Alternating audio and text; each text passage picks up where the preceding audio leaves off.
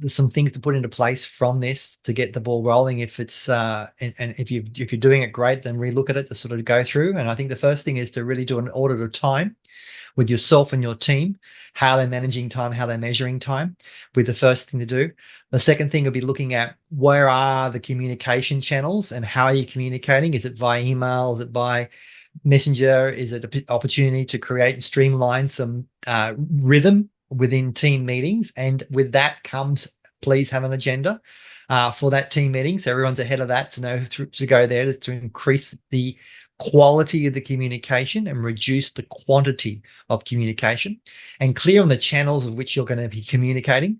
And on that, identifying areas for growth and improvement where systems and procedures are in place, and then going through and look at setting up a time in the calendar for the team to sit down and have a 15% plan on what they're going to do to improve that. So everyone's got buy-in and contributes to it.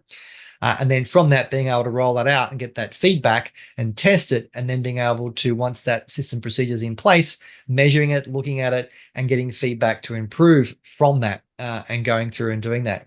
And you can even start within a particular context of your business and start with that. And remember that version 1's better than version none, and the best time to plant a walnut tree is 40 years ago. The next best time is now. So go ahead and get in there and do that, and see what you can do to be able to improve your overall quality of communication, reduce the time it takes to get messages across and things to get done, that creates a level of urgency without stress, and urgency without the mistakes of pressure, urgency of importance on deliverables in a timely manner that doesn't create mistakes and extra pressure for things sort of going there and getting there.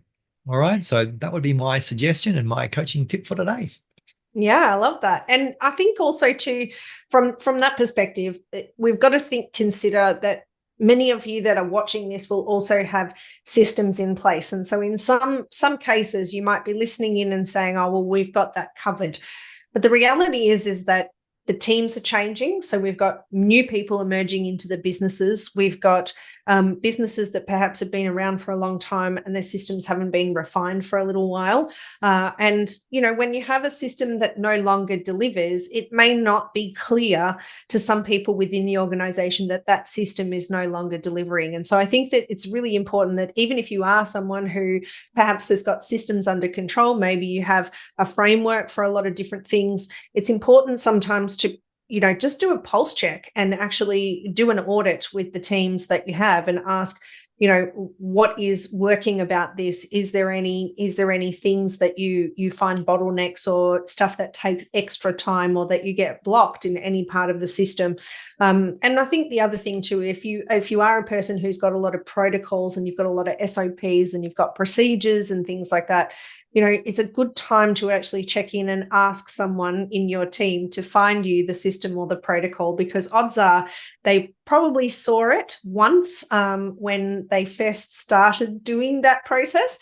And then much of the process is undertaken intuitively. And what we know is that with human behavior, when we operate intuitively as opposed to rhythmically and consistently, it really depends on the person's emotional well-being and state for the day as to whether or not they might miss something. And so if you've ever seen things like air crash investigations and any of those shows, you notice that most of the carnage or most of the mistakes happen because someone missed a step in the process. So this is less about burying people in procedure manuals and more about making sure that the systems you have in place are producing a result, that you actually have your team bought into them, and make sure that there's a cadence or a rhythm around doing checking in, especially now that we've got so many tools available to us with things like, AI tools and things like that. It might be time to recognize that some of the systems that you have in place could be refined or sped up based on the technology that's available. I think that's a really important factor to consider as well.